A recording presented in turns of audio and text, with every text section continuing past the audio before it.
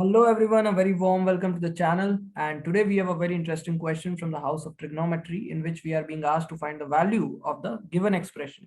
So what I would recommend you all to do is first you can pause the video and give the question try yourself and then return back to have a look at the solution itself. The maximum time allotted would be 6 minutes and ideally you should try to do it within a matter of 3 minutes. So I hope you all have tried the question out and now let us see how to actually solve it. So first of all, the answer to this question would be 18 and you can see if you got it correct. Now the concepts and formulas that will be used here are cos 2 theta is equal to 1 minus 2 sine square theta and sine 3 theta is equal to 3 sine theta minus 4 sine cube theta. These are very well known and basic formulas which we should be aware of. Moreover, for a polynomial equation, sum of roots taken r at a time is given by this formula, right? And this is also taught in polynomials chapter in class 10th. Now, the given expression can be written in this form, right? The reason is that I've used the formula cos 2 theta is equal to 1 minus 2 sine square theta. So if I bring cos 2 theta to the right hand side and transpose 2 sine square theta to the left hand side, we get 1 minus cos 2 theta is equal to 2 sine square theta, right? So that's what we have used to write 1 minus cos 20 degree as 2 sine square 10. Then similarly, 1 minus cos 100 as 2 sine square 50 degree, etc. for all the terms. Now, and finally, of course, we have taken half as common. Now comes the most important and probably the trickiest part of the entire question, which is to note that 10 degree, 50 degree, and 70 degree, all of them satisfy the given equation that 3 times theta is equal to 180 degree into some integer n plus or minus 30 degree. For example, 10 degree, if you multiply that by 3, you get 30. But if I keep n is equal to 0 and choose the plus sign, we again get 30, right?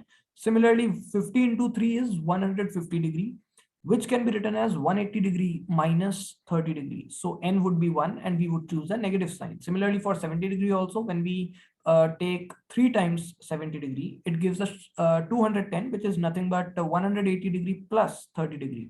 So basically we are choosing the plus sign and n is equal to 1, right?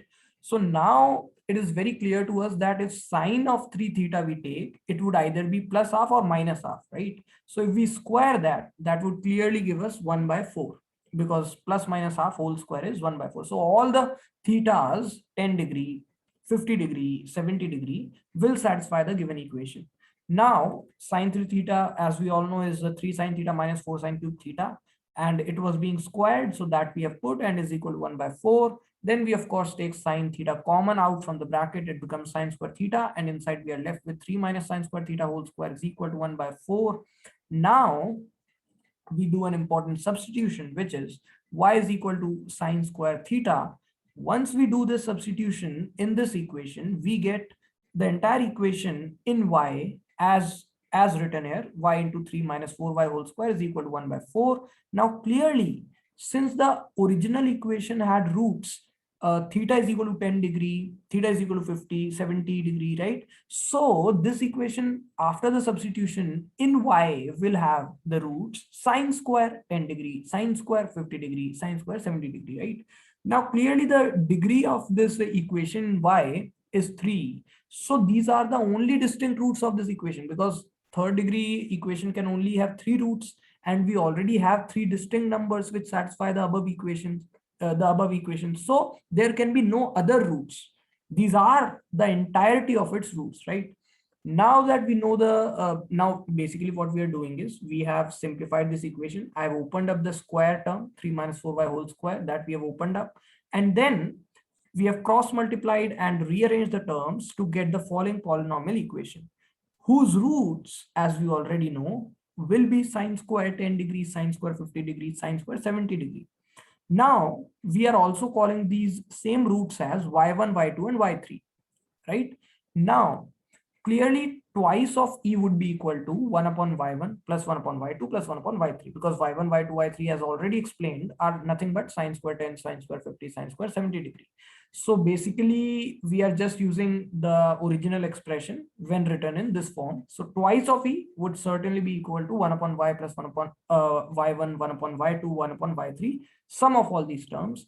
Now, Once you take LCM, you will quickly recognize that this is nothing but sum of roots taken 2 at a time upon sum of roots taken 3 at a time. Now, sum of roots taken 2 at a time is obviously going to be 36 upon 64, and taken 3 at a time is basically the product, which would be minus of minus 1 upon 64, right? So after all the cancellations, we get 36. Now this is actually equal to 2e. So when you cancel with 2, we obviously get the final answer as 80. So I really hope you all enjoyed working out on this problem and got to learn something new.